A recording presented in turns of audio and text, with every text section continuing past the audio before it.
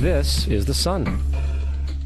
As far back as 10,000 BC, history is abundant with carvings and writings reflecting people's respect and adoration for this object. And it is simple to understand why, as every morning the sun would rise, bringing vision, warmth, and security, saving man from the cold, blind, predator-filled darkness of night. Without it, the cultures understood, the crops would not grow, and life on the planet would not survive. These realities made the sun the most adored object of all time. Likewise, they were also very aware of the stars. The tracking of the stars allowed them to recognize and anticipate events which occurred over long periods of time, such as eclipses and full moons. They in turn cataloged celestial groups into what we know today as constellations. This is the cross of the zodiac, one of the oldest conceptual images in human history. It reflects the sun as it figuratively passes through the 12 major constellations over the course of a year. It also reflects the 12 months of the year, the 4 seasons, and the solstices and equinoxes. The term zodiac relates to the fact that constellations were anthropomorphized, or personified, as figures or animals. In other words, the early civilizations did not just follow the sun and stars, they personified them with elaborate myths involving their movements and relationships. The sun, with its life-giving and saving qualities, was personified as a representative of the unseen creator or God, God's Son, the light of the world, the savior of humankind.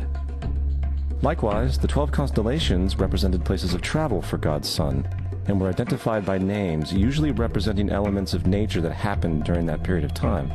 For example, Aquarius, the water bearer, who brings the spring rains.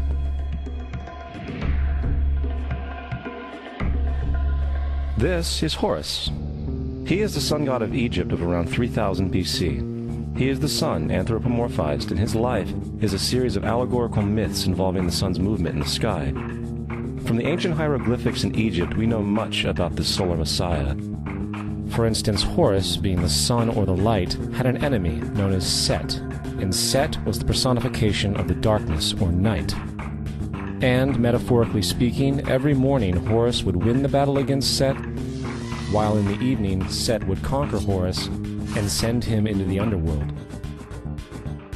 It is important to note that dark versus light, or good versus evil, is one of the most ubiquitous mythological dualities ever known, and is still expressed on many levels to this day. Broadly speaking, the story of Horus is as follows. Horus was born on December 25th of the Virgin Isis Mary. His birth was accompanied by a star in the east, which, in turn, 3 kings followed to locate and adore the newborn Savior. At the age of 12, he was a prodigal child teacher, and at the age of 30, he was baptized by a figure known as Anup, and thus began his ministry. Horus had 12 disciples he traveled about with, performing miracles such as healing the sick and walking on water. Horus was known by many gestural names such as the Truth, the Light, God's Anointed Son, the Good Shepherd, the Lamb of God, and many others. After being betrayed by Typhon, Horus was crucified, buried for 3 days, and thus resurrected. These attributes of Horus, whether original or not, seem to permeate many cultures of the world, for many other gods are found to have the same general mythological structure. Attis of Phrygia, born of the Virgin Nana on December 25th, crucified, placed in a tomb, and after 3 days was resurrected. Krishna of India, born of the Virgin Devaki, with a star in the east signaling his coming. He performed miracles with his disciples, and, upon his death, was resurrected. Dionysius of Greece, born of a virgin on December 25th, was a traveling teacher who performed miracles such as turning water into wine. He was referred to as the King of Kings, God's only begotten Son, the Alpha and Omega, and many others. and upon his death he was resurrected. Mithra of Persia, born of a virgin on December 25th, he had 12 disciples and performed miracles, and upon his death was buried for 3 days and thus resurrected. He was also referred to as the Truth, the Light, and many others. Interestingly, the sacred day of worship of Mithra was Sunday. The fact of the matter is, there are numerous saviors from different periods from all over the world which subscribe to these general characteristics. The question remains, why these attributes? Why the virgin birth on December 25th? Why dead for 3 days in the inevitable resurrection? Why 12 disciples or followers? To find out, let's examine the most recent of the solar messiahs. Jesus Christ was born of the Virgin Mary on December 25th in Bethlehem. His birth was announced by a star in the east, which 3 kings or magi followed to locate and adorn the new Savior. He was a child teacher at 12, and at the age of 30 he was baptized by John the Baptist, and thus began his ministry. Jesus had 12 disciples, which he traveled about with, performing miracles such as healing the sick, walking on water, raising the dead. He was also known as the King of Kings, the Son of God, the Light of the World, the Alpha and Omega, the Lamb of God, and many, many others. After being betrayed by his disciple Judas and sold for 30 pieces of silver, he was crucified, placed in a tomb, and after 3 days was resurrected and ascended into heaven. First of all, the birth sequence is completely astrological. The star in the east is Sirius, the brightest star in the night sky, which, on December 24th, aligns with the 3 brightest stars in Orion's belt. These 3 bright stars in Orion's belt are called today what they were called in ancient times, the 3 kings. And the 3 kings and the brightest star, Sirius, all point to the place of the sunrise on December 25th. This is why the 3 kings follow the star in the east, in order to locate the sunrise, the birth of the sun.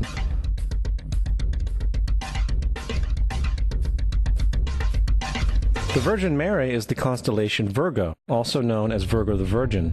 Virgo in Latin means virgin. Virgo is also referred to as the house of bread, and the representation of Virgo is a virgin holding a sheaf of wheat. This house of bread and its symbol of wheat represents August and September, the time of harvest. In turn, Bethlehem, in fact, literally translates to house of bread. Bethlehem is thus a reference to the constellation Virgo, a place in the sky, not on earth. There is another very interesting phenomenon that occurs around December 25th, or the winter solstice. From the summer solstice to the winter solstice, the days become shorter and colder. And from the perspective of the northern hemisphere, the sun appears to move south and get smaller and more scarce. The shortening of the days and the expiration of the crops when approaching the winter solstice symbolize the process of death to the ancients. It was the death of the sun. And by December 22nd, the sun's demise was fully realized, for the sun, having moved south continually for 6 months, makes it to its lowest point in the sky. Here a curious thing occurs. The sun stops moving south, at least perceivably, for 3 days. And during this 3-day pause, the sun resides in the vicinity of the Southern Cross, or Crux, constellation.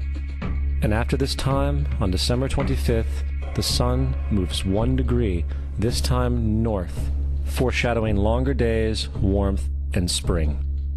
And thus it was said, the sun died on the cross, was dead for 3 days, only to be resurrected or born again. This is why Jesus and numerous other sun gods share the crucifixion, 3-day death, and resurrection concept. It is the sun's transition period before it shifts its direction back into the northern hemisphere, bringing spring and thus salvation. However, they did not celebrate the resurrection of the sun until the spring equinox, or Easter. This is because at the spring equinox the sun officially overpowers the evil darkness, as daytime thereafter becomes longer in duration than the night, and the revitalizing conditions of spring emerge. Now, probably the most obvious of all the astrological symbolism around Jesus regards the 12 disciples. They are simply the 12 constellations of the zodiac, which Jesus, being the sun, travels about with. In fact, the number 12 is replete throughout the Bible.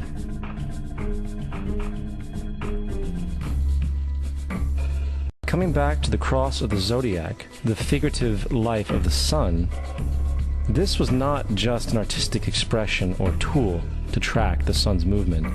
It was also a pagan spiritual symbol, the shorthand of which looked like this. This is not a symbol of Christianity. It is a pagan adaptation of the cross of the zodiac.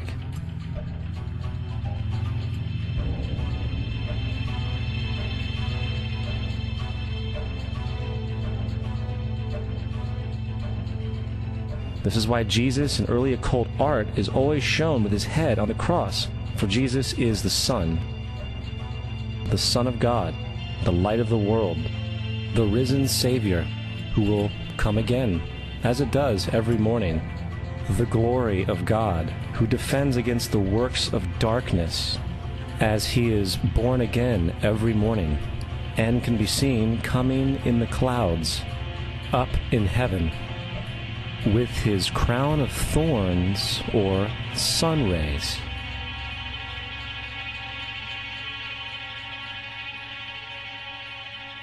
Now, of the many astronomical metaphors in the Bible, one of the most important has to do with the ages. Throughout the scriptures, there are numerous references to the age. In order to understand this, we need to be familiar with a phenomenon known as the precession of the equinoxes. The ancient Egyptians, along with cultures long before them, recognized that approximately every 2150 years, the sunrise on the morning of the spring equinox would occur in a different sign of the zodiac. This has to do with a slow, angular wobble that the Earth maintains as it rotates on its axis. It is called a precession because the constellations go backwards rather than through the normal yearly cycle. The amount of time it takes for the precession to go through all 12 signs is roughly 25,765 years.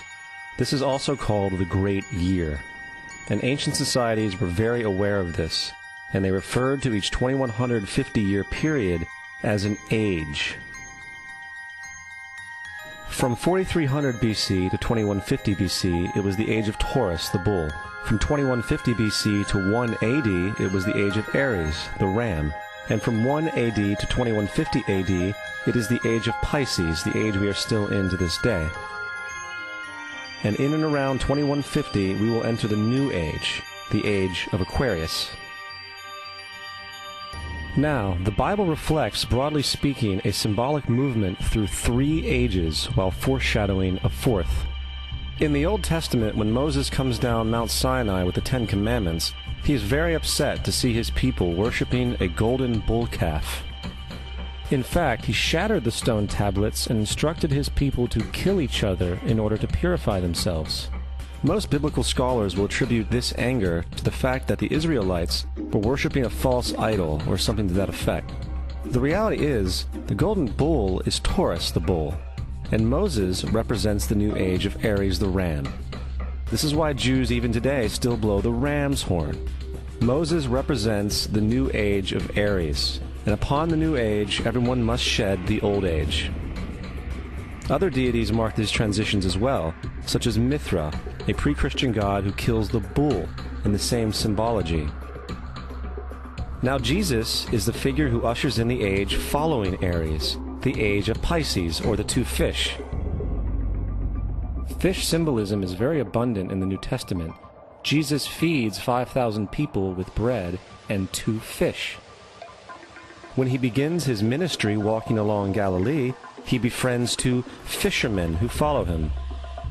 And I think we have all seen the Jesus fish on the back of people's cars. Little do they know what it actually means. It is a pagan astrological symbolism for the sun's kingdom during the age of Pisces. Also, Jesus' assumed birth date is essentially the start of this age. At Luke 22:10, when Jesus is asked by his disciples where the next Passover will be after he is gone, Jesus replies, "Behold, when ye are entered into the city, there shall a man meet you, bearing a pitcher of water. Follow him into the house where he entereth in." This scripture is by far one of the most revealing of all the astrological references. The man bearing the pitcher of water is Aquarius, the water bearer, who is always pictured as a man pouring out a pitcher of water. He represents the age after Pisces, and when the sun, God's Son, leaves the age of Pisces, Jesus, it will go into the house of Aquarius, as Aquarius follows Pisces in the precession of the equinoxes. All Jesus is saying is that after the age of Pisces will come the age of Aquarius.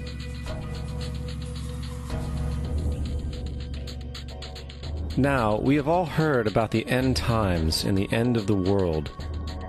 The cartoonish depictions in the book of Revelation aside, the main source of this idea comes from Matthew 28:20, where Jesus says, "I will be with you even to the end of the world." However, in the King James Version, world is a mistranslation, among many mistranslations.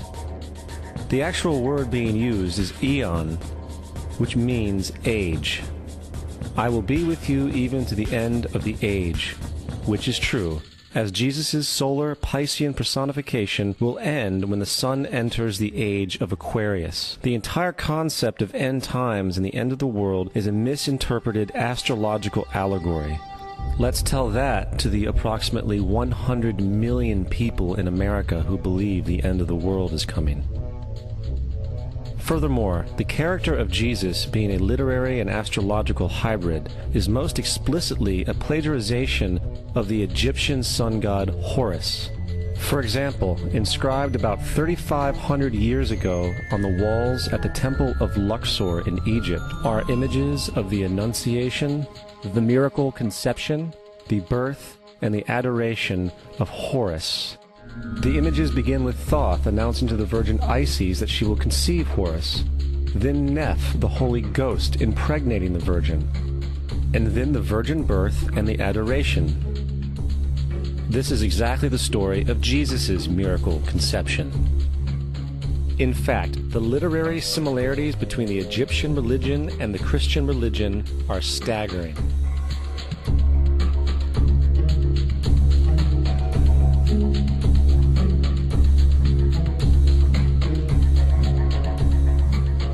And the plagiarism is continuous.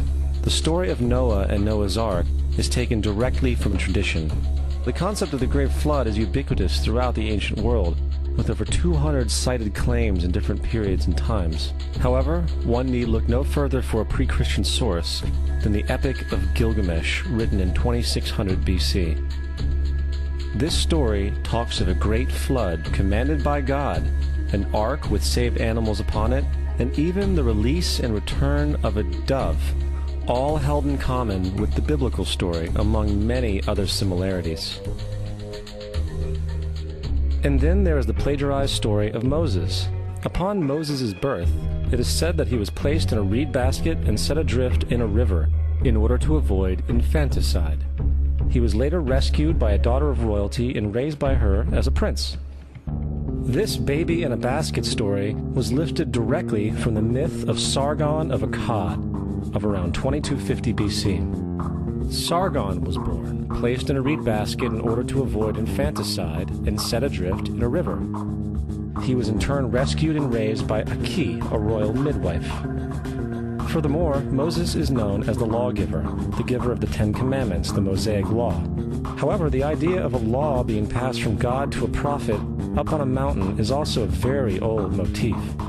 Moses is just another lawgiver in a long line of lawgivers in mythological history. In India, Manu was the great lawgiver. In Crete, Minos ascended Mount Dicta, where Zeus gave him the sacred laws, while in Egypt there was Meses, who carried stone tablets and upon them the laws of God were written. Manu, Minos, Meses, Moses. And as far as the Ten Commandments, they are taken outright from spell 125 in the Egyptian Book of the Dead. What the Book of the Dead phrased, "I have not stolen," became "Thou shalt not steal." "I have not killed," became "Thou shalt not kill." "I have not told lies," became "Thou shalt not bear false witness," and so forth. In fact, the Egyptian religion is likely the primary foundational basis for the Judeo-Christian theology. Baptism, afterlife, final judgment, virgin birth, death and resurrection, crucifixion, the Ark of the Covenant, circumcision, saviors, Holy Communion, Great Flood, Easter, Christmas, Passover, and many, many more are all attributes of Egyptian ideas long predating Christianity and Judaism.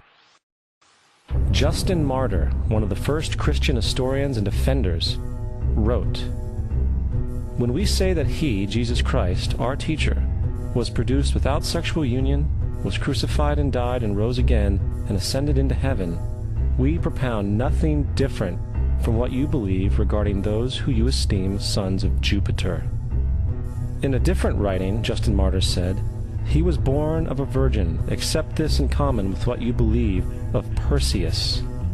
It's obvious that Justin and other early Christians knew how similar Christianity was to the pagan religions. However, Justin had a solution. As far as he was concerned, the devil did it.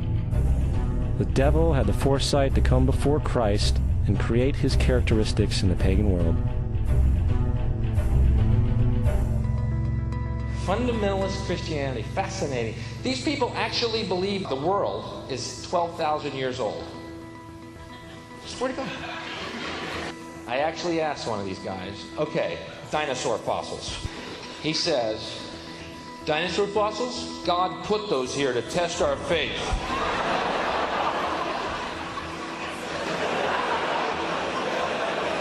I think God put you here to test my faith, dude.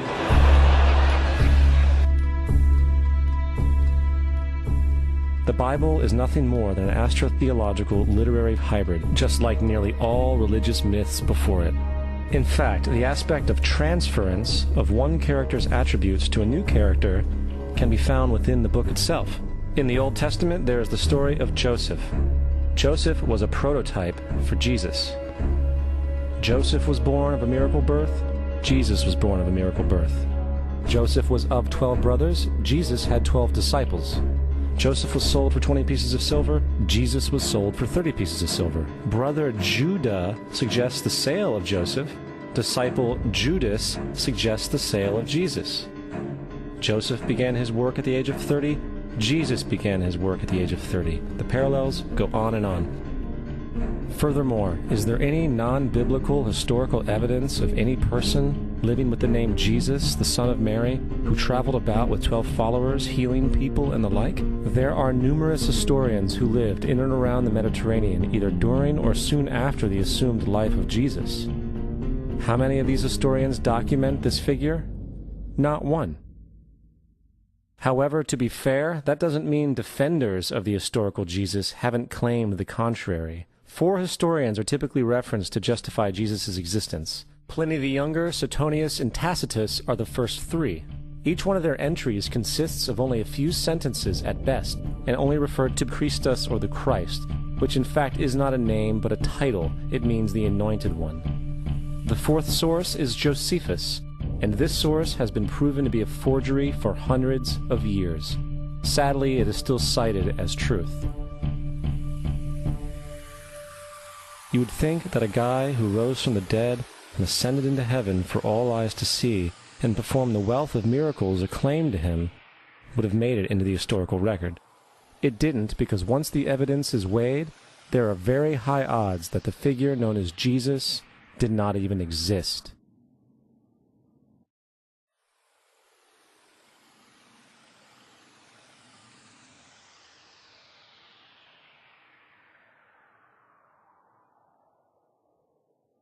We don't want to be unkind, but we want to be factual. We don't want to cause hurt feelings, but we want to be academically correct in what we understand and know to be true. Christianity just is not based on truth. We find that Christianity was in fact nothing more than a Roman story, developed politically. The reality is, Jesus was the solar deity of the Gnostic Christian sect, and like all other pagan gods, he was a mythical figure. It was the political establishment that sought to historize the Jesus figure for social control. By 325 AD in Rome, Emperor Constantine convened the Council of Nicaea. It was during this meeting that the politically motivated Christian doctrines were established, and thus began a long history of Christian bloodshed and spiritual fraud. And for the next 1600 years, the Vatican maintained a political stranglehold on all of Europe, leading to such joyous periods as the Dark Ages, along with enlightening events such as the Crusades and the Inquisition.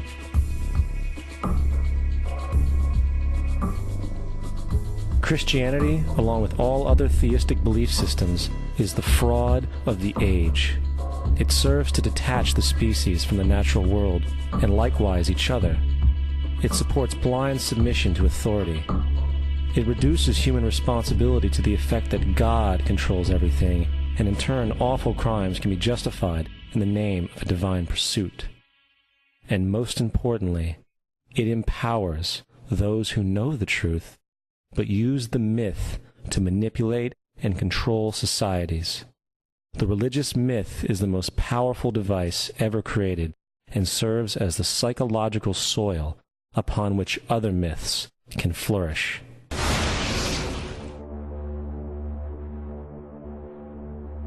A myth is an idea that, while widely believed, is false. In a deeper sense, in the religious sense, a myth serves as an orienting and mobilizing story for a people. The focus is not on the story's relation to reality, but on its function. A story cannot function unless it is believed to be true in the community or the nation. It is not a matter of debate. If some people have the bad taste to raise the question of the truth of the sacred story, the keepers of the faith do not enter into debate with them. They ignore them or denounce them as blasphemers. It is wrong, blasphemous, and sinful for you to suggest, imply, or help other people come to the conclusion that the U.S. government killed 3,000 of its own citizens.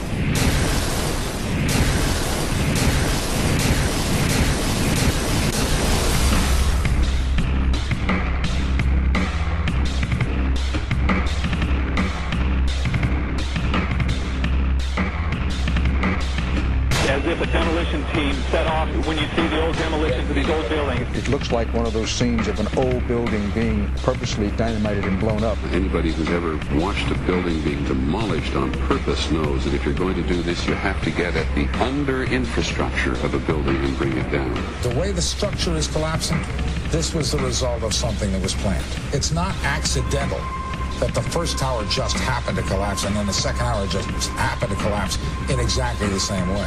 How they accomplished this, we don't know. The building collapsed to dust. You don't find a desk. You don't find a chair.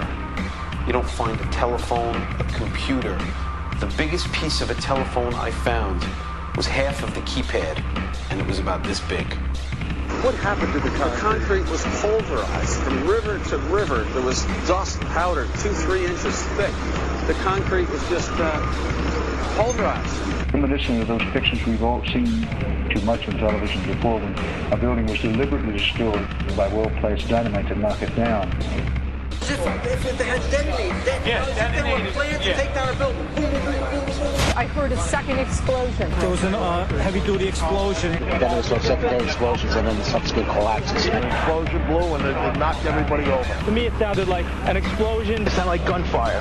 Bang, bang, bang, bang, bang. And then all of a sudden, 3 big explosions. We heard a big explosion coming down. And then the entire top of the building just blew up. We saw some kind of explosion. By the force of the explosions. Big explosion. Blew it back into the 8th floor. Then we get to the lobby. This is a big explosion.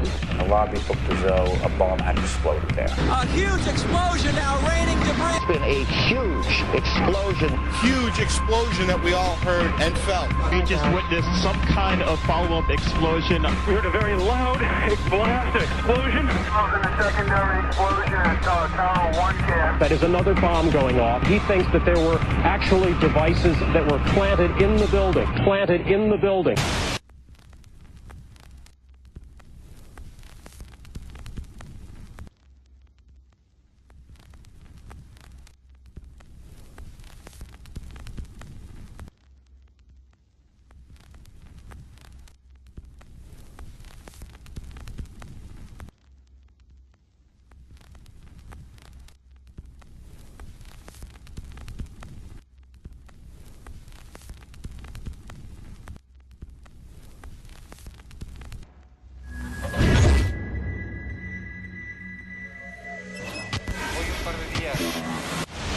I don't think anybody could have predicted that they would try to use an airplane as a missile, a hijacked airplane as a missile. Nobody in our government, at least, and I don't think the prior government that could envision flying airplanes into buildings.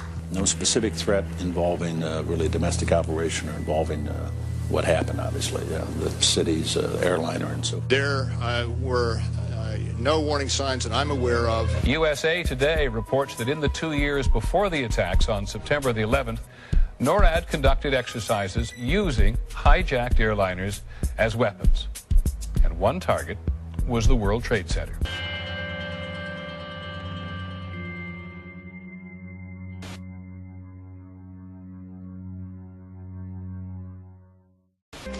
In confidential documents from the Philippines obtained by CNN, the plan was clear. He will board any American commercial aircraft, control its cockpit, and dive it at the CIA headquarters. Other buildings targeted the Pentagon and the World Trade Center. Security and counterterrorism was blinking red, in the words of George Tenet, that the warnings of an imminent attack were so severe that something dramatic should have been done. It was unparalleled. Instead, our president went on a month-long vacation.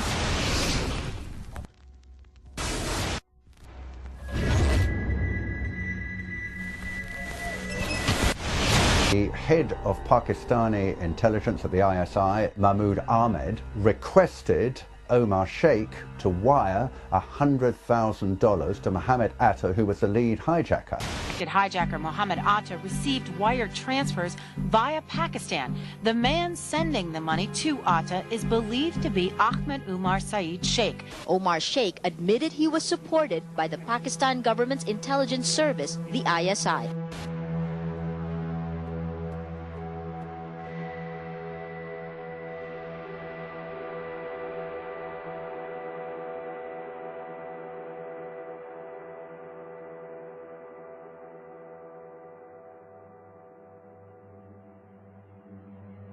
Although we are told that 4 or 5 of the alleged hijackers were on each of the flights. If so, their names should have been on the flight manifests. But the flight manifests that have been released contain neither the names of the alleged hijackers nor any Arab names whatsoever. We know that the men who were supposedly the hijackers had their houses, cars, credit cards paid for by the U.S. government.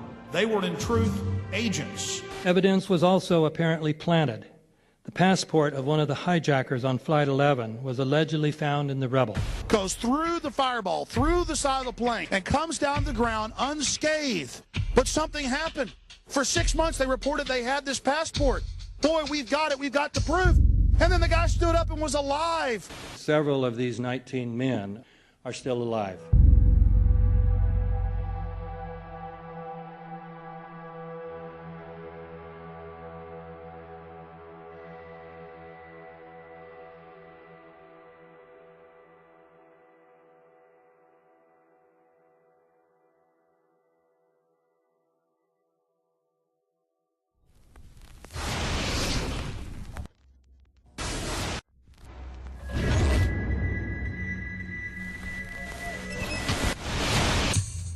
Of course we're after Saddam Hussein, bin Laden. He's January 2001, the Bush administration orders the FBI and intelligence agencies to back off investigations involving the bin Laden family, including two of Osama bin Laden's relatives, who were living, guess where, in Falls Church, Virginia, right next to CIA headquarters. When he was already America's most wanted criminal, he reportedly spent 2 weeks in the American hospital in Dubai, was treated by an American doctor, and visited by the local CIA agent.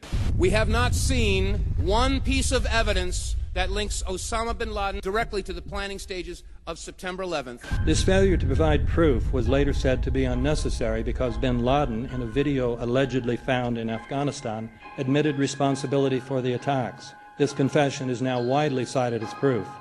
But the man in this video has darker skin, fuller cheeks, and a broader nose than the Osama bin Laden of all other videos. We again seem to have planted evidence.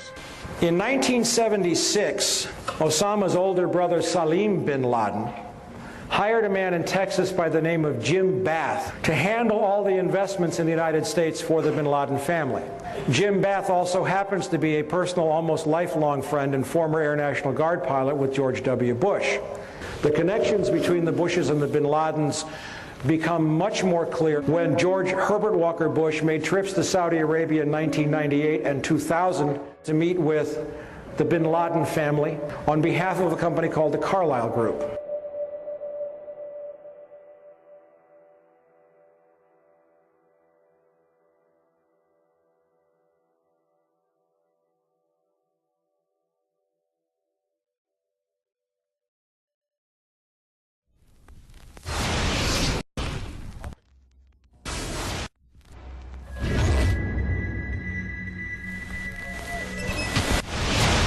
How could anyone fly a 60-ton, 125-foot wide, 44-foot tall plane through this obstacle course? The aircraft, before striking the Pentagon, reportedly executed a 270-degree downward spiral, and yet Hani Hanjour was known as a terrible pilot who could not safely fly even a small plane.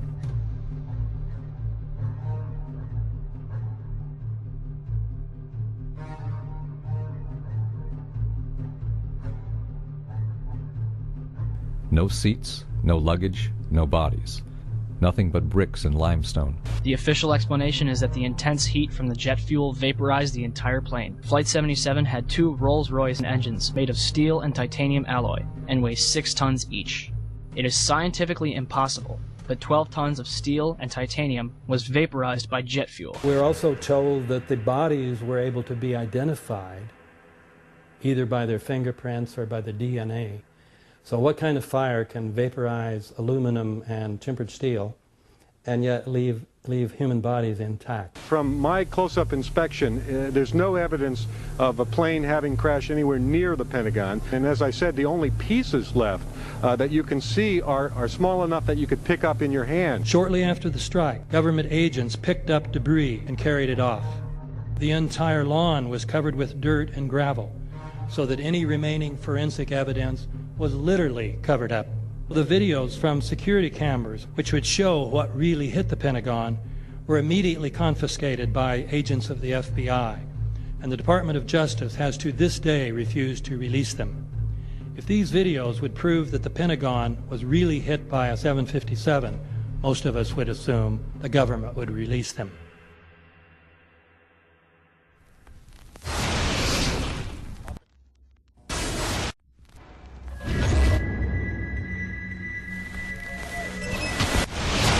It looks like there's nothing there except for a hole in the ground. Basically, that's right. The only thing you could see from where we were was a big gouge in the earth and some broken trees. We could see some people walking around in the area, but from where we could see, there wasn't much left. Any large pieces of debris at all? No, there was nothing that you could distinguish that a plane had crashed there.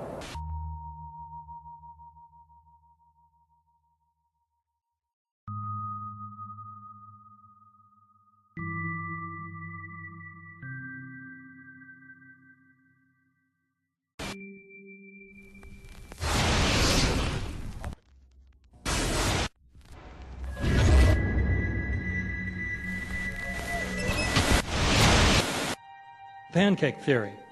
according to which the fires, while not melting the steel, heated it up sufficiently to cause the floors weakened by the airplane strikes to break loose from the steel columns, and this started a chain reaction. So you would expect then from that theory, which is the official theory, to see a whole stack of floors piled up on top of each other and then a spindle of core columns standing too. The core of each of the twin towers consisted of 47 massive steel columns. If the floors had broken loose from them, these columns would have still been sticking up into the air 1,000 feet. The plane did not cut all those core columns. We designed the buildings to take the impact of the Boeing 707 hitting the building at any location. The building probably could sustain multiple impacts of jetliners. That the plane flew straight into the building. Through him, right. Yeah. So you're saying that the building was actually designed to cope with a hole like that and still survive? Yeah, it was. If you had dropped, say, a billiard ball from the top of the World Trade Center, 110 floors up there, it would have taken 8 to 10 seconds to hit the ground, encountering no resistance whatsoever. The Twin Towers came down in nearly free-fall speed. 200,000 tons of steel shatters and explodes outwards over 500 feet. This means that floors shattered at an average rate of about 10 floors per second. There is no scenario for a pancake effect of buildings falling that allows them to fall at the rate of free fall. Now what can do that? What can move mass out of the way? Explosives.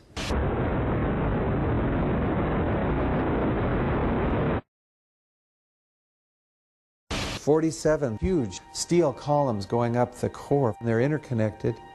How do you get them to fail simultaneously so the core disappears? It looks like those core columns were cut.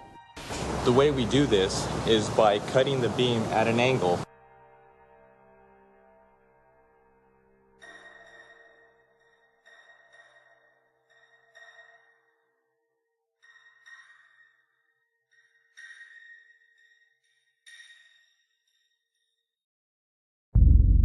I started looking at the molten metal.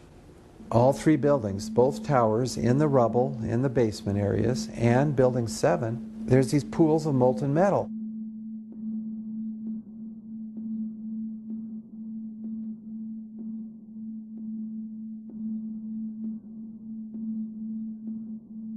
You'd get down below and you'd see molten steel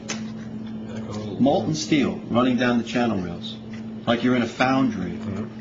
Like lava. A volcano. The molten steel was found 3, 4, and 5 weeks later, when the rubble was being removed. He said that molten steel was also found underneath World Trade Center 7. So I'm looking through the official reports. What do they say about the molten metal?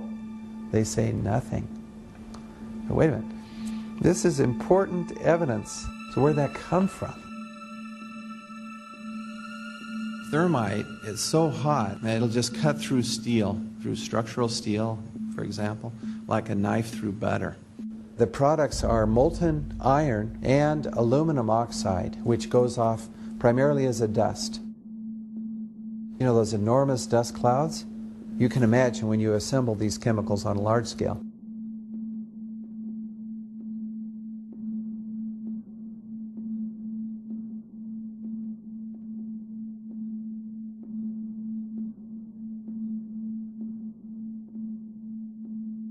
Molten metal pools under both towers after they collapsed, and Building 7. Now, Building 7 wasn't even hit by a jet. Part of the problem is that most people simply don't know much about Building 7 due to the extraordinary secrecy surrounding this collapse. And this was a 47-story skyscraper. This building fell at 5:25. It was not hit by a plane. This building had fires on only 2 or 3 floors. And it was brought down by what we know was a controlled demolition. Demolitions, they look just like that. You know, a kink in the middle, and then that building just comes straight down, almost at free fall speed. They first blow one of the central columns so the building falls in on itself. Building 7 had a classic crimp or wedge. Its central column was blown out first, so it didn't structurally damage buildings just a few feet away from it.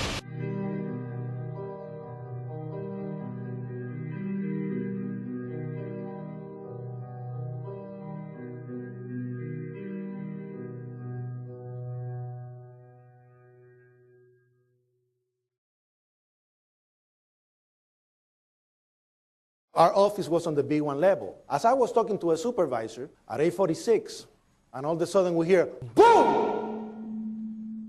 An explosion so hard that pushed us upwards. And it came from the basement between the B2 level and the B3 level. And when I went to verbalize, we hear, boom! The impact of the plane on the top. As I'm walking by the main freight corridor building, in the corridor, that's when I got blown. I mean, the impact of the explosion threw me to the floor, and that's when everything started happening. All of a sudden, a big impact happened again, and all the ceiling tile was falling down, the light fixtures were falling. You know, you got to go clear across the whole from 1 to 2 World Trade Center, and then all of a sudden, it happened all over again. Something else hit us to the floor. Right in the basement, you felt it. Walls were caving in, everything that was going on. I mean, I know of people that got killed in the basement. I know of people that got broken legs in the basement. People that got reconstructive surgery because the walls hit them in the face.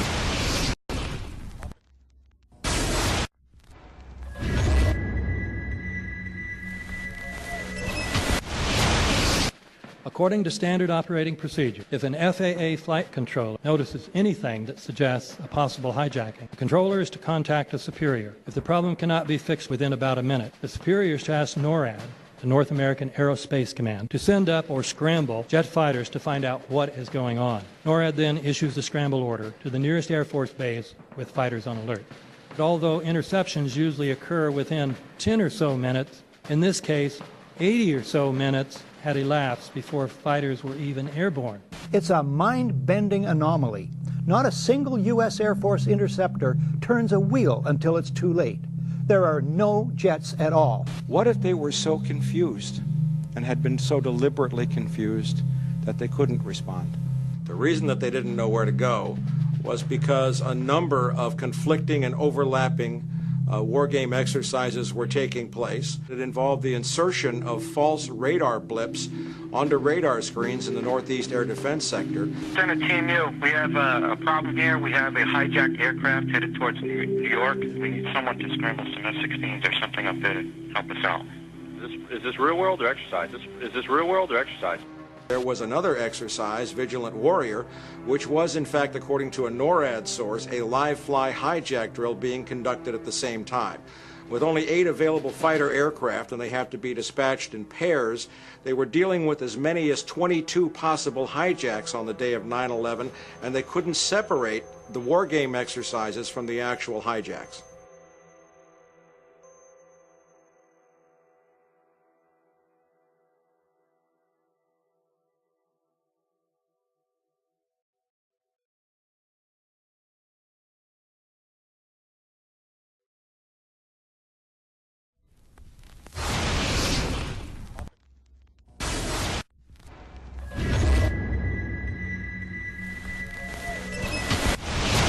Page 172.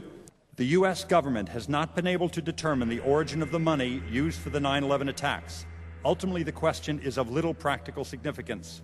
The American authorities have not managed to trace the source of the funding. And then the most amazingly disingenuous statement, ultimately, is it of little consequence. It is of massive consequence. Doesn't it matter who paid for 9/11? The collapse of Building 7 has been recognized as especially difficult to explain.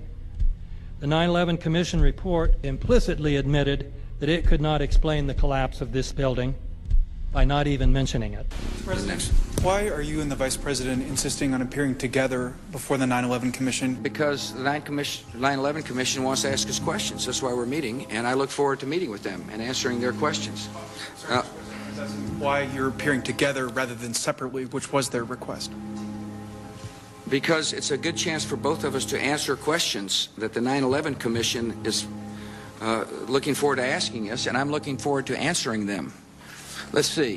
Do you think they should be able to stand up and speak their own words? They should go under oath. They should be, yeah, in public.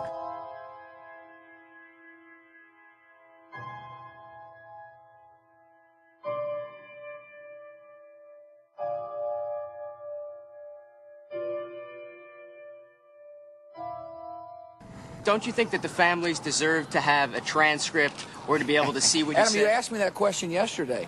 I got the same answer, yeah. The final report was a unanimous report. That means that if there was a single commissioner who had any objection about anything, that fact would be dropped from the report. We have found out that he not only served on the transition team of the Bush administration, that he was a person who wrote a draft memo for the setup of the Bush administration's National Security Council, that he was an individual who wrote the preemptive war strategy that was eventually used for the war in Iraq, that he is a close friend of Condoleezza Rice's. We want him to resign. There is literally nothing in the 9/11 report that the Bush administration did not approve of. We can understand, therefore, why the Commission, under Zelikow's leadership, would have ignored all the evidence that would point to the truth, that 9/11 was a false flag operation intended to authorize the doctrines and funds needed for a new level of imperial mobilization.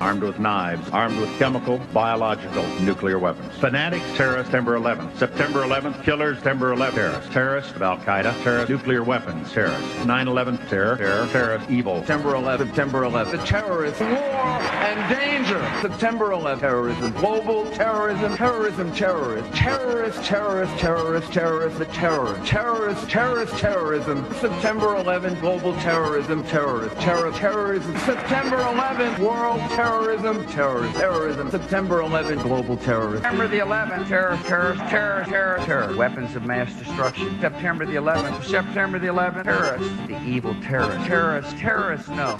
Terrorism. The words are hypnotically repeated. Terrorism, terrorist, terrorist threat, and of course, believed to be linked to Al-Qaeda. But it's the so-called war on terrorism that's in our faces practically 24/7 as the inescapable focus of our existence. One day, our grandchildren will look back on this time and ask, how was the war on terror won?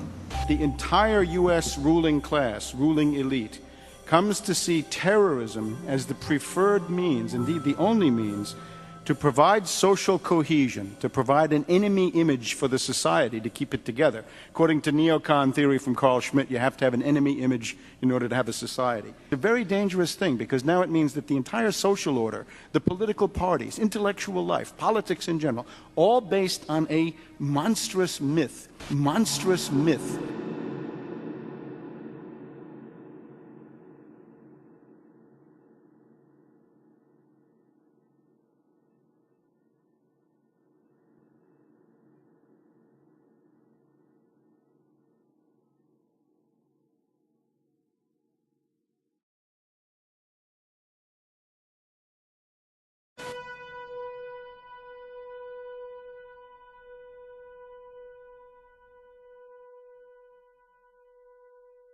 Look, the CIA has done in this country, what they've done to us is unbelievable. Look at the terrorist acts that have occurred. The CIA behind most, if not all of them. We had the Marine Barracks. We had our embassy in Kenya. We had Pan Am 103. We had the USS Cole. We had Oklahoma City. We had the World Trade Center in 1993. That helped the terrorists blow up the World Trade Center the first time. They built the bomb. They got the driver's license. The informant, the FBI informant, a fellow named Salam, a 43-year-old former Egyptian army officer, he was given the assignment to put the bomb together. And he went to his supervisor, his FBI supervisor, and said, we're going to put a dummy bomb in here, right? And the FBI supervisor said, no, we're going to put a real bomb. The FBI actually carried out the attack on the World Trade Center in 1993. They actually hired Ahmad Salam and paid him $1 million and gave him real explosives, a detonator, and told him to build a bomb and to give it to the foolish people that he was controlling to allow them to attack the World Trade Center complex. Unfortunately for them, there were only 6 people killed, not enough to pass the legislation. So what happened is 2 years later, April 19, 1995, down comes Oklahoma City Murrah building, 168 people killed. 1 year later, the anti-terrorism legislation that takes away many of our constitutional rights and civil liberties is passed.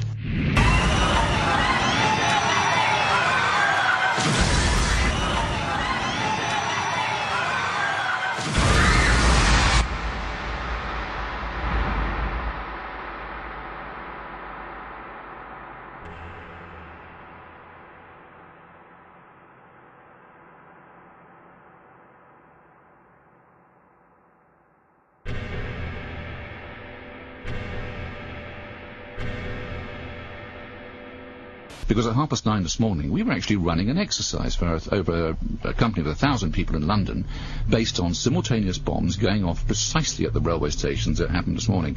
So I still have the hairs on the back of my legs standing upright. To get this quite straight, you were running an exercise to see how you would cope with this, and it happened while you were running the exercise? Precisely.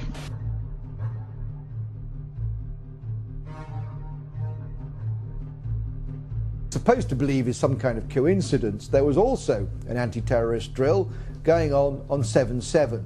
And again, just like 9/11, they were talking about attacks on the same targets, the same kind of tube stations, and exactly the same time as the actual attack happened, providing some kind of cover for what must be operations orchestrated in some way by the state.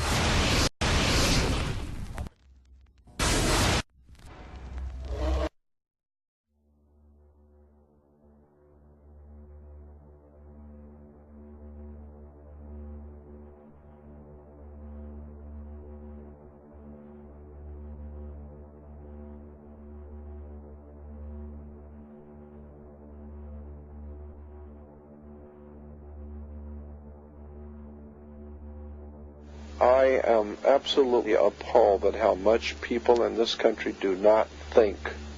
We are given to understand that an Arabic guy out there up in the mountains financed the most elaborate attack on this country. Do you think some people in a cave, were able to have NORAD stand down? Do you think that people in a cave were able to have all of this happen? And when I think about how many Americans were killed in New York City, and believing as I do that this thing was a setup job, this is a textbook operation that Nazis used, and they've used it over and over again. America has been suckered in one more time. I don't have to tell you things are bad. Everybody knows things are bad. The dollar buys a nickel's worth. Banks are going bust. Shopkeepers keep a gun under the counter. Punks are running wild in the street, and there's nobody anywhere who seems to know what to do, and there's no end to it. We know the air is unfit to breathe, and our food is unfit to eat. We sit watching our TVs while some local newscaster tells us that today we had 15 homicides and 63 violent crimes, as if that's the way it's supposed to be. We know things are bad, worse than bad.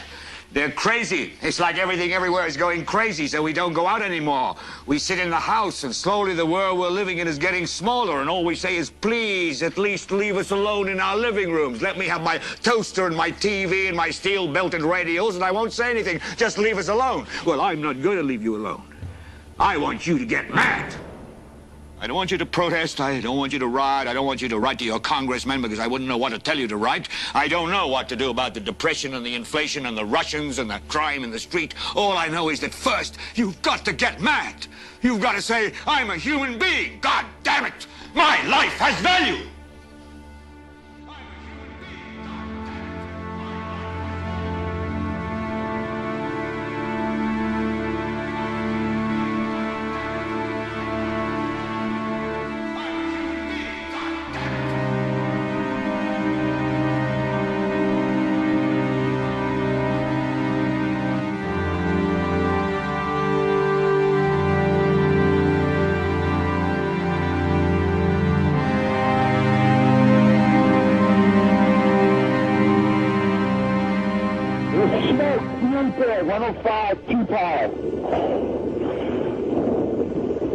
It's really bad. It's black. It's iron. My wife thinks I'm all right. I called her and said I was leaving the building. I was fine, and I'm banged. It's three of us. 2 broken windows. Oh, God!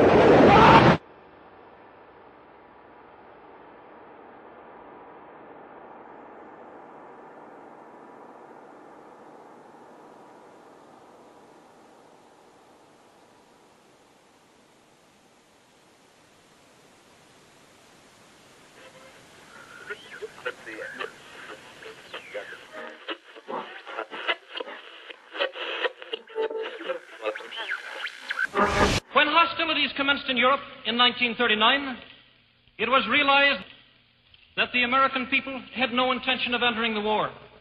But they believed that this country could be enticed into the war in very much the same way that it was enticed into the last one. They planned, first, to prepare the United States for foreign war under the guise of American defense. Second, to involve us in the war step by step without our realization. Third, to create a series of incidents which would force us into the actual conflict. These plans were, of course, to be covered and assisted by the full power of their propaganda. Our theaters soon became filled with plays portraying the glory of war. Newsreels lost all semblance of objectivity, and they have used the war to justify the restriction of congressional power and the assumption of dictatorial procedures on the part of the President and his appointees. A fear campaign was inaugurated. We cannot allow the natural passions and prejudices of other peoples to lead our country to destruction.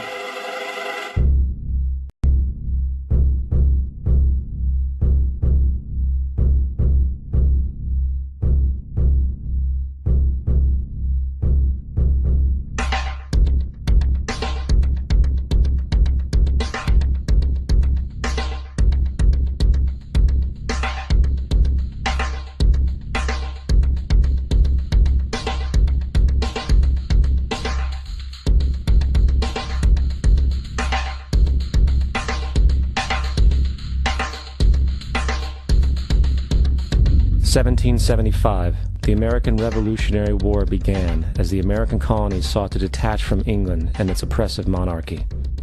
Though many reasons are cited for the revolution, one in particular sticks out as the prime cause: that King George III of England outlawed the interest-free, independent currency the colonies were producing and using for themselves, in turn forcing them to borrow money from the Central Bank of England at interest, immediately putting the colonies into debt.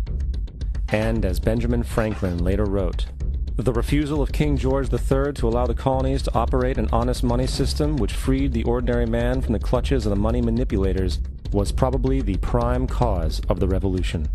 In 1783, America won its independence from England.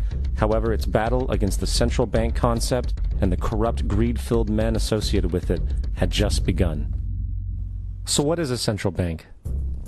A central bank is an institution that produces the currency of an entire nation. Based on historical precedent, two specific powers are inherent in central banking practice: the control of interest rates and the control of the money supply, or inflation. The central bank does not simply supply a government's economy with money, it loans it to them at interest. Then, through the use of increasing and decreasing the supply of money, the central bank regulates the value of the currency being issued. It is critical to understand that the entire structure of this system can only produce one thing in the long run: debt. It doesn't take a lot of ingenuity to figure this scam out. For every single dollar produced by the central bank is loaned at interest. That means every single dollar produced is actually the dollar plus a certain percent of debt based on that dollar. And since the central bank has the monopoly over the production of the currency for the entire country, and they loan each dollar out with immediate debt attached to it, where does the money to pay for the debt come from? It can only come from the central bank again, which means the central bank has to perpetually increase its money supply to temporarily cover the outstanding debt created, which in turn, since that new money is loaned out at interest as well, creates even more debt. The end result of this system without fail is slavery, for it is impossible for the government and thus the public to ever come out of the self-generating debt. The founding fathers of this country were well aware of this.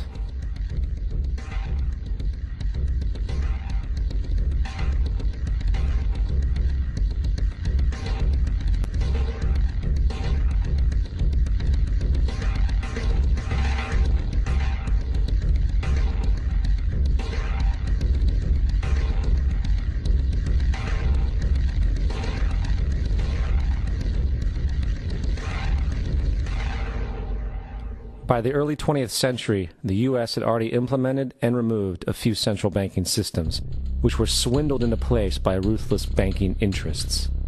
At this time, the dominant families in the banking and business world were the Rockefellers, the Morgans, the Warburgs, the Rothschilds. And in the early 1900s, they sought to push once again legislation to create another central bank. However, they knew the government and public were very weary of such an institution, so they needed to create an incident to affect public opinion. So, J.P. Morgan, publicly considered a financial luminary at the time, exploited his mass influence by publishing rumors that a prominent bank in New York was insolvent or bankrupt. Morgan knew this would cause mass hysteria, which would affect other banks as well. And it did. The public, in fear of losing their deposits, immediately began mass withdrawals. Consequently, the banks were forced to call in their loans, causing the recipients to sell their property, and thus a spiral of bankruptcies, repossessions, and turmoil emerged. Putting the pieces together a few years later, Frederick Allen of Life magazine wrote, "The Morgan interests took advantage to precipitate the panic, guiding it shrewdly as it progressed." Unaware of the fraud, the Panic of 1907 led to a congressional investigation headed by Senator Nelson Aldrich, who had intimate ties to the banking cartels and later became part of the Rockefeller family through marriage. The commission, led by Aldrich, recommended a central bank should be implemented so a panic like 1907 could never happen again. This was the spark the international bankers needed to initiate their plan.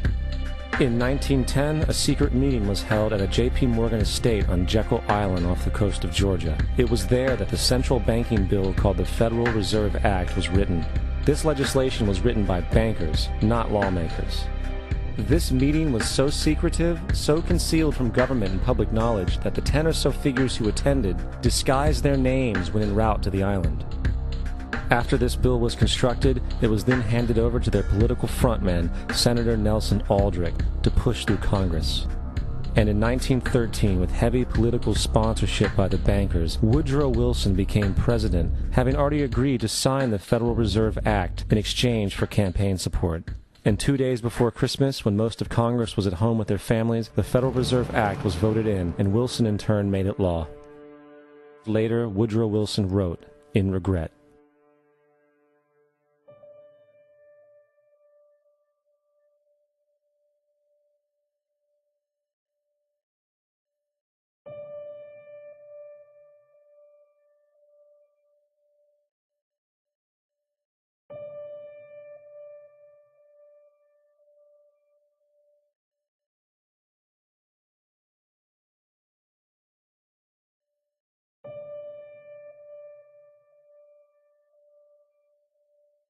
Congressman Louis McFadden also expressed the truth after the passage of the bill. A world banking system was being set up here, a superstate controlled by international bankers, acting together to enslave the world for their own pleasure. The Fed has usurped the government. Now, the public was told that the Federal Reserve System was an economic stabilizer, and inflation and economic crises were a thing of the past. Well, as history has shown, nothing is further from the truth. The fact is, the international bankers now had a streamlined machine to expand their personal ambitions. For example, from 1914 to 1919, the Fed increased the money supply by nearly 100%, resulting in extensive loans to small banks and the public. Then, in 1920, the Fed called in mass percentages of the outstanding money supply, thus resulting in the supporting banks having to call in huge numbers of loans, and, just like 1907, bank runs, bankruptcy, and collapse occurred. Over 5,400 competitive banks outside of the Federal Reserve System collapsed, further consolidating the monopoly of the small group of international bankers. Privy to this crime, Congressman Lindbergh stepped up and said in 1921, "Under the Federal Reserve Act, panics are scientifically created. The present panic is the first scientifically created one, worked out as we figure a mathematical equation." However, the panic of 1920 was just a warm-up. From 1921 to 1929, the Fed again increased the money supply, resulting once again in extensive loans to the public and banks.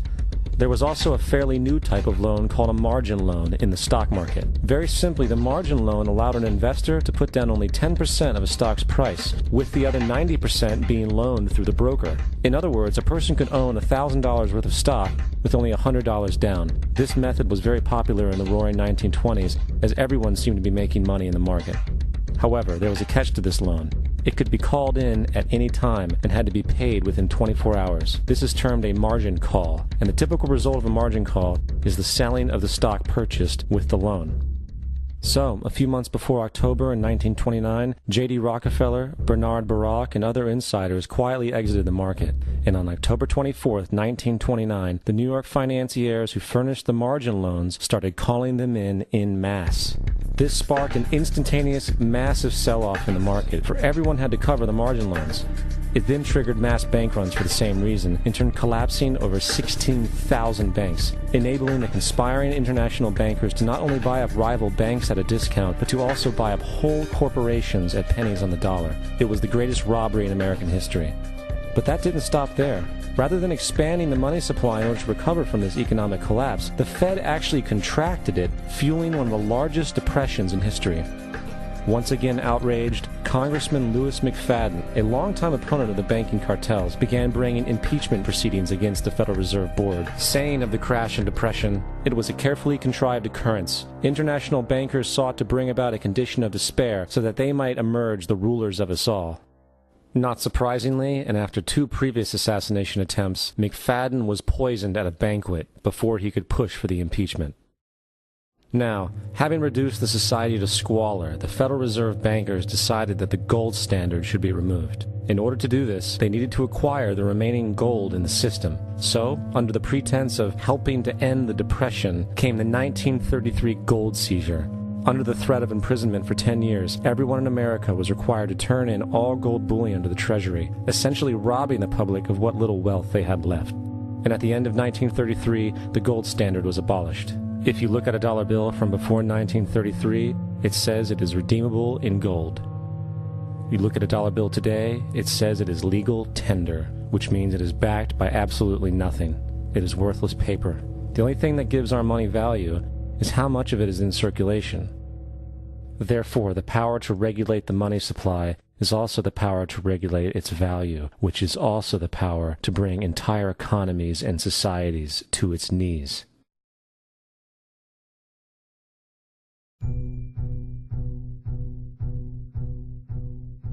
It's important to clearly understand, the Federal Reserve is a private corporation. It is about as Federal Express. It makes its own policies and is under virtually no regulation by the U.S. government. It is a private bank that loans all the currency at interest to the government, completely consistent with the fraudulent central banking model that the country sought to escape from when it declared independence in the American Revolutionary War. Now, going back to 1913, the Federal Reserve Act was not the only unconstitutional bill pushed through Congress. They also pushed the federal income tax. It's worthwhile to point out that the American public's ignorance towards the federal income tax is a testament to how dumbed down and oblivious the American population really is. First of all, the federal income tax is completely unconstitutional, as it is a direct, unapportioned tax. All direct taxes have to be apportioned to be legal based on the Constitution. Secondly, the required number of states in order to ratify the amendment to allow the income tax was never met, and this has even been cited in modern court cases.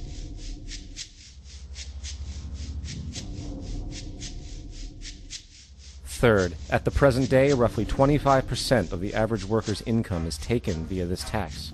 And guess where that money goes?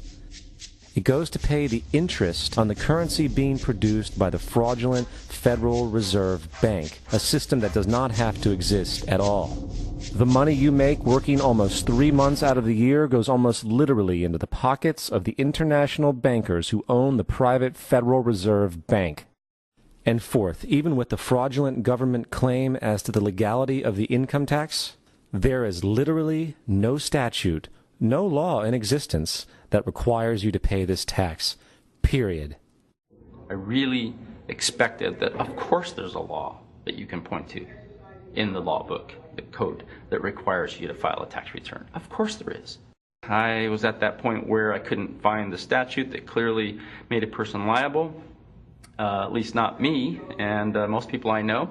And I had no choice in my mind except to resign. Based on the research that I did throughout the year 2000 and that I'm still doing, I have not found that law. I've asked Congress, we've asked a lot of people in the IRS commissioners, helpers. They can't answer, because if they answer, the American people are going to know that this whole thing is a fraud.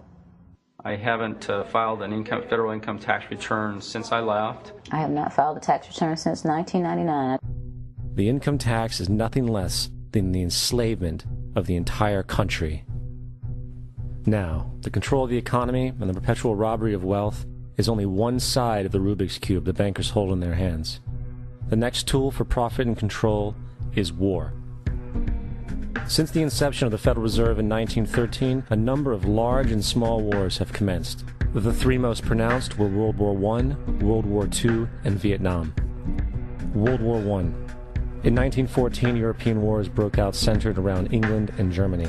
The American public wanted nothing to do with the war. In turn, President Woodrow Wilson publicly declared neutrality. However, under the surface, the U.S. administration was looking for any excuse it could find to enter it.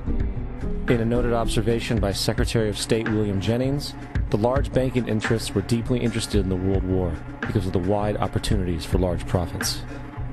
It's important to understand that the most lucrative thing that can happen for the international bankers is war, for it forces the country to borrow even more money from the Federal Reserve Bank at interest. Woodrow Wilson's top advisor and mentor was Colonel Edward House, a man with intimate connections with the international bankers who wanted in the war. In a documented conversation between Colonel House, Wilson's advisor, and Sir Edward Grey, the Foreign Secretary of England, regarding how to get America into the war, Grey inquired, "What will Americans do if Germans sink an ocean liner with American passengers on board?" House responded, "I believe that a flame of indignation would sweep the United States, and that by itself would be sufficient to carry us into war." So, on May 7, 1915, on essentially the suggestion of Sir Edward Grey, a ship called the Lusitania was deliberately sent into German-controlled waters, where German military vessels were known to be. And, as expected, German U-boats torpedoed the ship, exploding stored ammunition, killing 1,200 people. To further understand the deliberate nature of this setup, the German embassy actually put advertisements in the New York Times telling people that if they boarded the Lusitania, they did so at their own risk, as such a ship sailing from America to England through the war zone would be liable to destruction. In turn, and as anticipated, the sinking of the Lusitania caused a wave of anger among the American population, and America entered the war a short time after. The First World War caused 323,000 American deaths. J.D. Rockefeller made $200 million off of it. Not to mention the war cost about $30 billion for America, most of which was borrowed from the Federal Reserve Bank at interest, furthering the profits of the international bankers. World War II. On December 7, 1941, Japan attacked the American fleet at Pearl Harbor, triggering our entry into that war. President Franklin D. Roosevelt declared the attack was a day that will live in infamy. A day of infamy indeed, but not because of the alleged surprise attack on Pearl Harbor. After 60 years of surfacing information, it is clear that not only was the attack on Pearl Harbor known weeks in advance, it was outright wanted and provoked.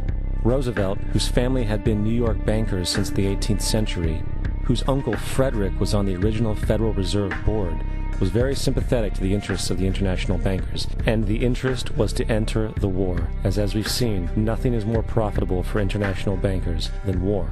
In a journal entry by Roosevelt's Secretary of War Henry Stimson, dated November 25, 1941, he documented a conversation he had with Roosevelt.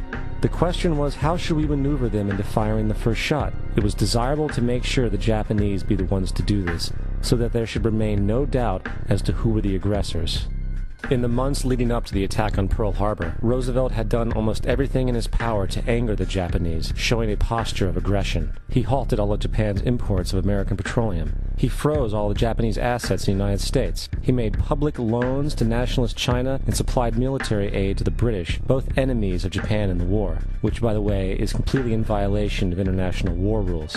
And on December 4th, 3 days before the attack, Australian intelligence told Roosevelt about a Japanese task force moving towards Pearl Harbor. Roosevelt ignored it. So, as hoped and allowed, on December 7, 1941, Japan attacked Pearl Harbor, killing 2,400 soldiers. Before Pearl Harbor, 83% of the American public wanted nothing to do with the war. After Pearl Harbor, 1 million men volunteered for the war. It is important to note, Nazi Germany's war effort was largely supported by two organizations, one of which was called IG Farben. IG Farben produced 84% of Germany's explosives, and even the Zyklon B used in the concentration camps to kill millions. One of the unspoken partners of IG Farben was J.D. Rockefeller's Standard Oil Company in America. In fact, the German Air Force could not operate without a special additive patented by Rockefeller's Standard Oil. The drastic bombing of London by Nazi Germany, for example, was made possible by a $20 million sale of fuel to IG Farben by the Rockefeller Standard Oil Company. This is just one small point on the topic of how American business funded both sides of World War II. One other treasonous organization worth mentioning is the Union Banking Corporation of New York City. Not only did it finance numerous aspects of Hitler's rise to power, along with actual materials during the war, it was also a Nazi money laundering bank, which was eventually exposed for having millions of dollars of Nazi money in its vaults. The Union Banking Corporation of New York was eventually seized for violations of the Trading with the Enemy Act. Guess who the director and vice president of the Union Bank was? Prescott Bush, our current president's grandfather, and of course our former president's father. Keep that in mind when considering the moral and political dispositions of the Bush family. Vietnam. The United States' official declaration of war on North Vietnam in 1964 came after an alleged incident involving 2 U.S. destroyers being attacked by North Vietnamese PT boats in the Gulf of Tonkin. This was known as the Gulf of Tonkin incident. This single situation was the catalytic pretext for massive troop deployment and full-fledged warfare.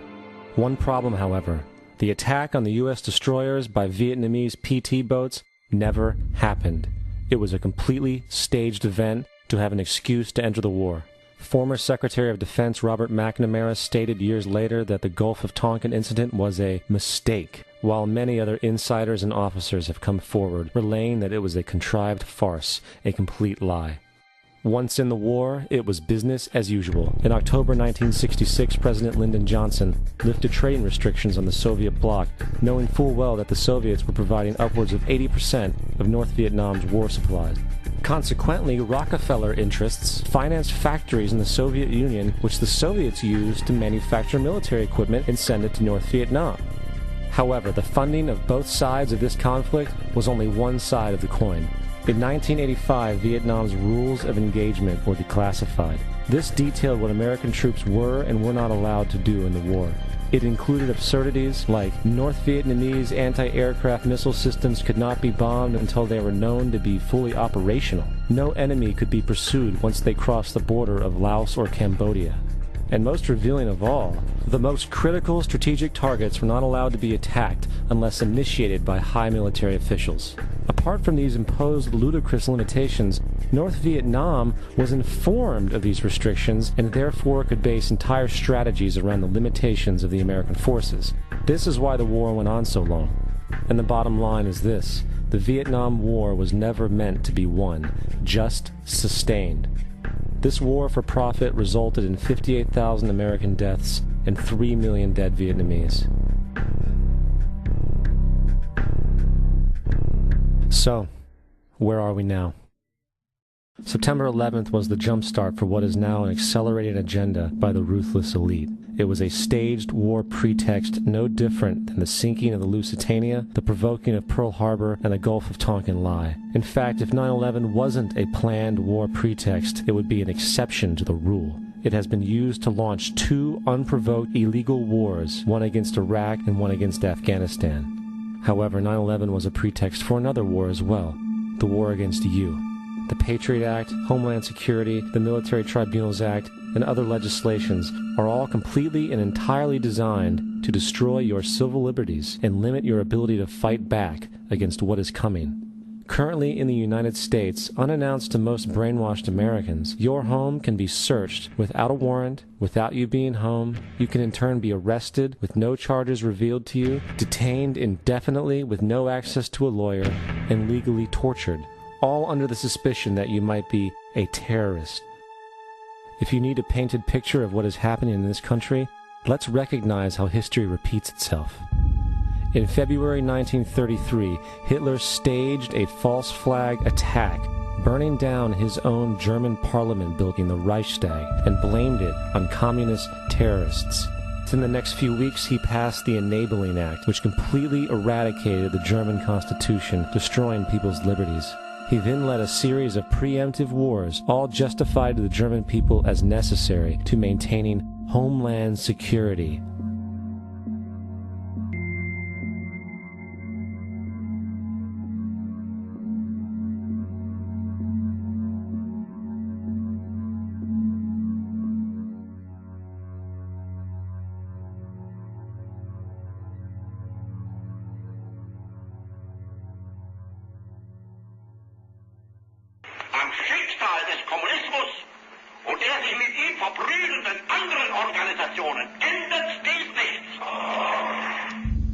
Our enemy is a radical network of terrorists and every government that supports them.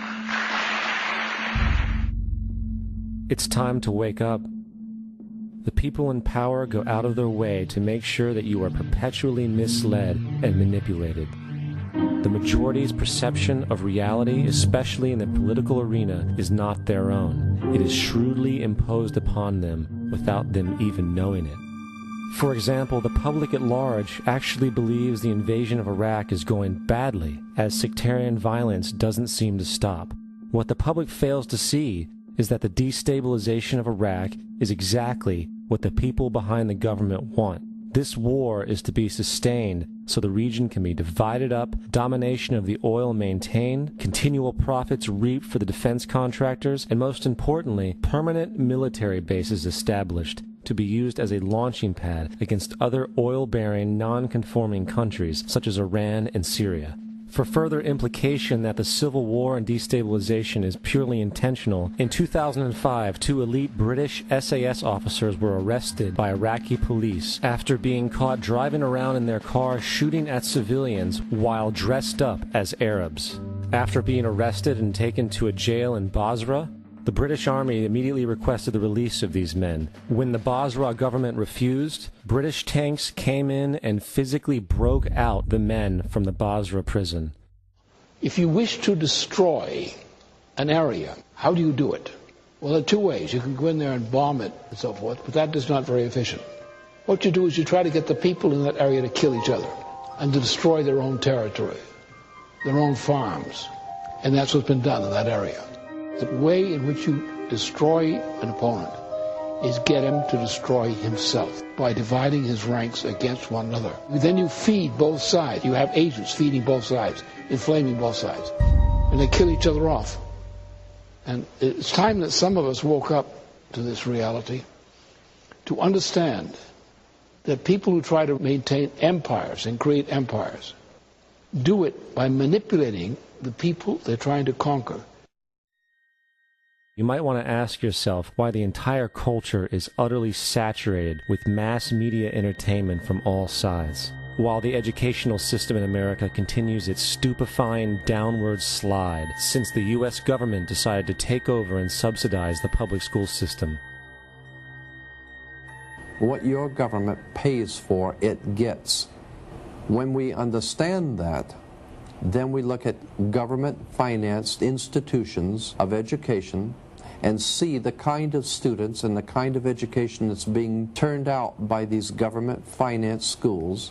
Logic will tell you that if what is being turned out in those schools was not in accord with what the state and the federal government wanted, then it would change it. The bottom line is that the government is getting what they have ordered. They do not want your children to be educated. They do not want you to think too much. That is why our country and our world has become so proliferated with entertainments, mass media, television shows, amusement parks, drugs, alcohol, and every kind of entertainment to keep the human mind entertained, so that you don't get in the way of important people by doing too much thinking. you had better wake up and understand that there are people who are guiding your life and you don't even know it. We're in a lot of trouble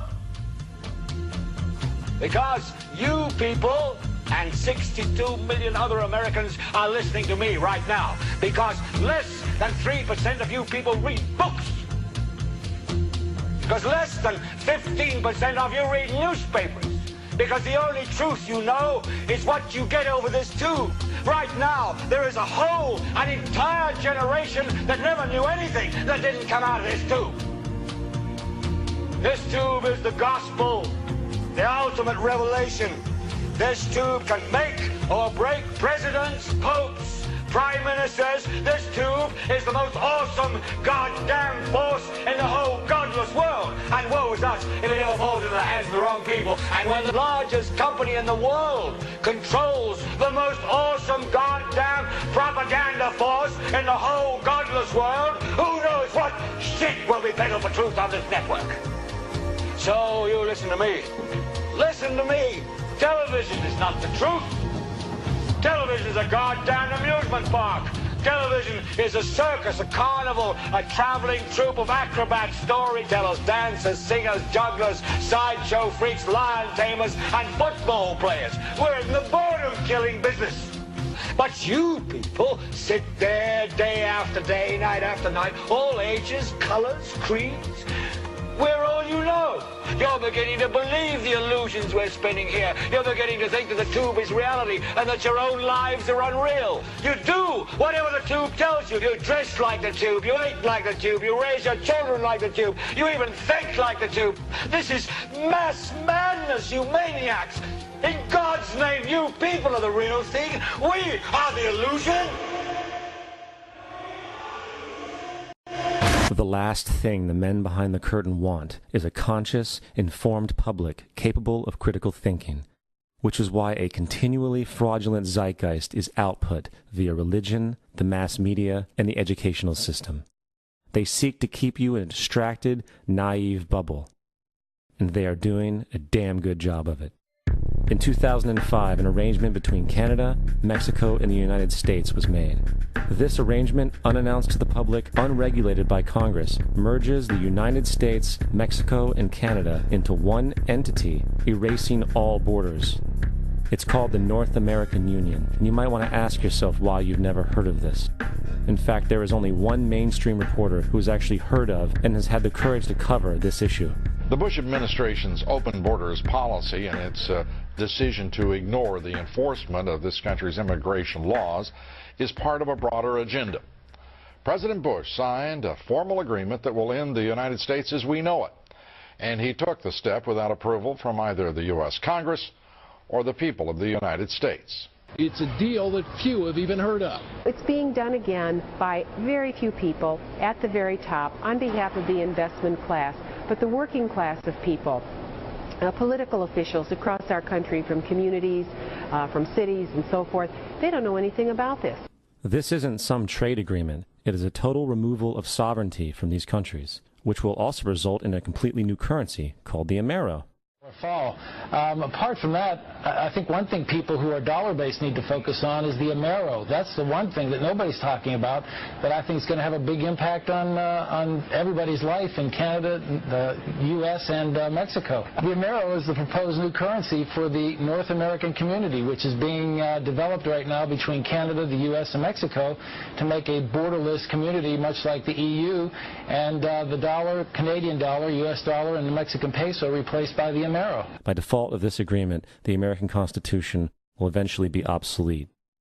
You would think that a situation like this would be on the cover of every major newspaper. That is until you realize that the people who are behind this movement are the same people behind the mainstream media, and you are not told what you're not supposed to know. The North American Union is the same concept as the European Union, the African Union, and the soon-to-be Asian Union, and the same people are behind all of them. And, when the time is right, the North American Union, the European Union, the African Union, and the Asian Union will be merged together, forming the final stages of a plan these men have been working on for over 60 years. A one-world government.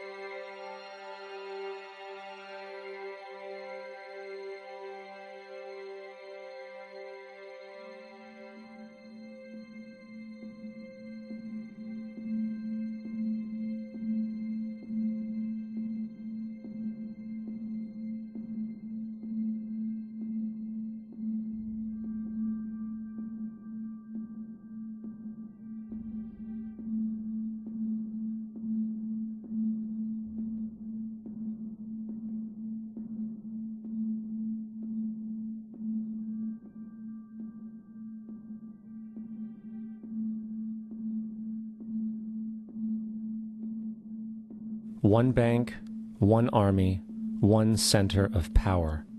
And if we have learned anything from history, it is that power corrupts, and absolute power corrupts absolutely. This is Aaron Russo, a filmmaker and former politician.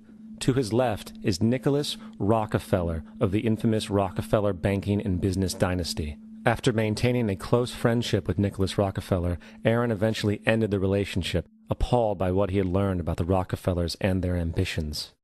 I got a call one day from an attorney woman I knew, and she said, would you like to meet one of the Rockefellers? I said, sure, I'd love to. And we became friends, and he began to divulge a lot of things to me. So he said to me one night, he said that there's going to be an event there, and out of that event, you're going to see we're going to go into Afghanistan, so we can run pipelines from the Caspian Sea. We're going to go into Iraq to take the oil and establish a base in the Middle East, and we're going to go into Venezuela and try and get rid of Chavez. And the first two they've accomplished. Chavez they didn't accomplish. And he said you're going to see guys going into caves looking for people that they're never going to find. You know, he was laughing about the fact that you have this war on terror. There's no real enemy. He's talking about how by having this war on terror, you can never win it because it's an eternal war. And so you can always keep taking people's liberties away. And I said, how are you going to convince people that this war is real? He said, but the media. The media can convince everybody it's real. I mean, you know, it's just that you keep talking about things. You keep saying it over and over and over again, and eventually people believe it. You know, you created the Federal Reserve in 1913 through lies. You create 9/11, which is another lie.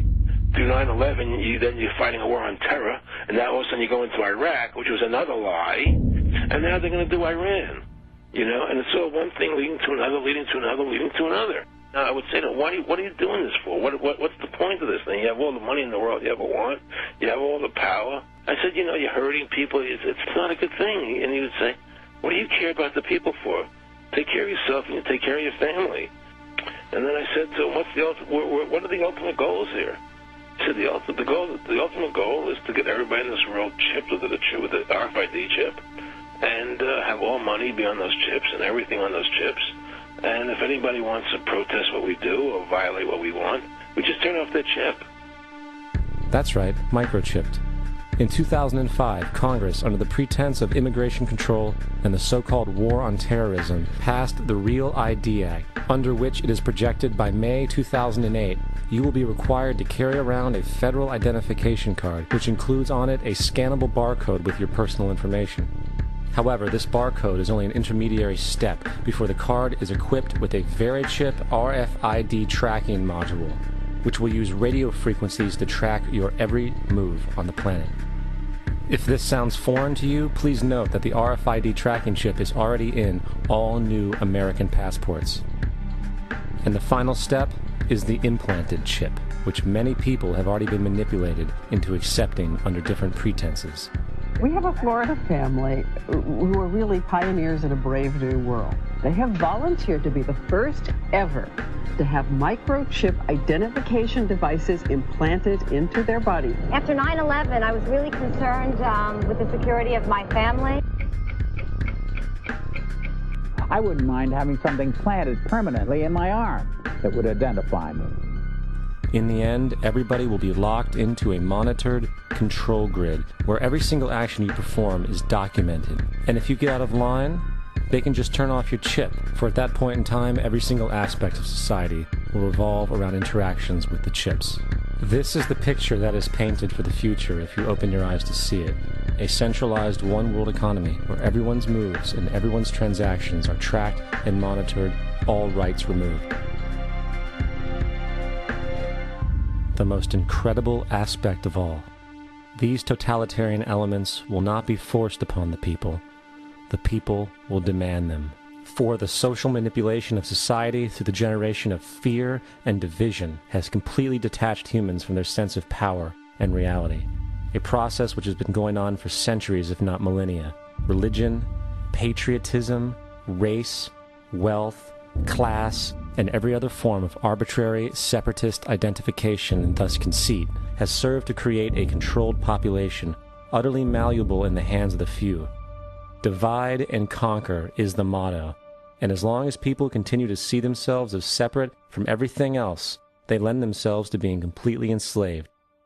The men behind the curtain know this, and they also know that if people ever realize the truth of their relationship to nature and the truth of their personal power, the entire manufactured zeitgeist they prey upon will collapse like a house of cards.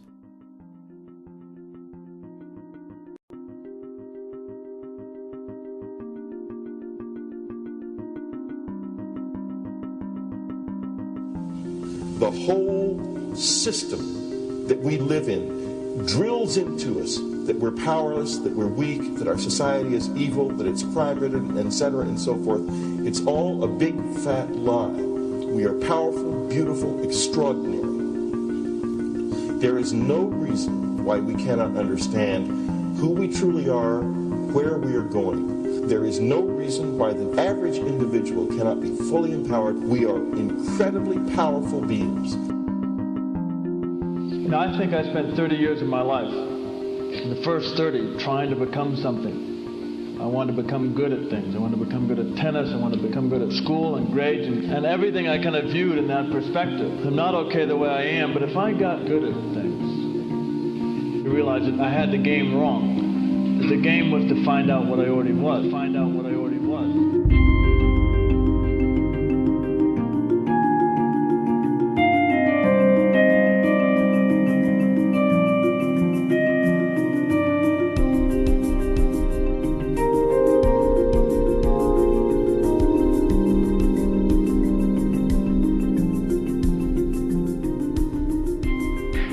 Culture, we've been trained for individual differences to stand out.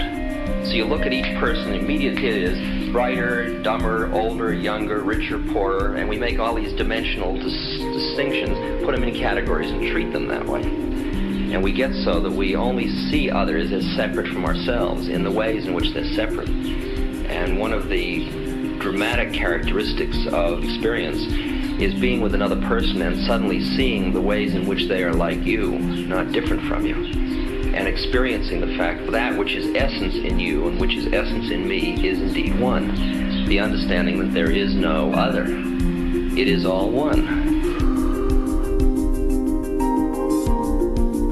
And I wasn't born Richard Albert, I was just born as a human being, and then I learned this whole business of who I am and whether I'm good or bad or achieving or not, all that's learned along the way.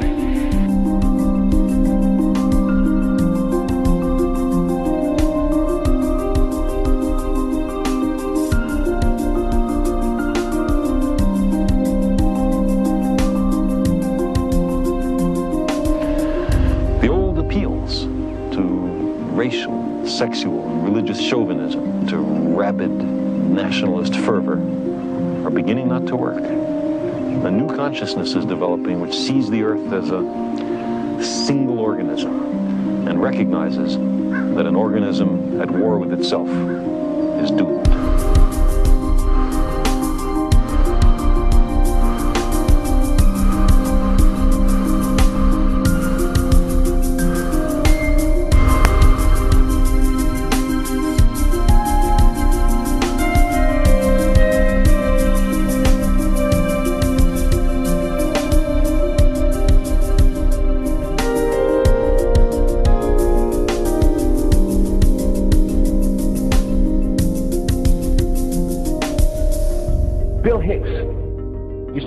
Shows with this. Life's like a ride in an amusement park. And when you go on it, you think it's real, because that's how powerful our minds are. And the ride goes up and down and round and round. It has thrills and chills, and it's very brightly colored. And it's very loud, and it's fun for a while. Some have been on the ride for a long time, and they begin to question, is this real, or is this just a ride? And other people have remembered, and they come back to us and they say, hey, don't worry. Don't be afraid ever.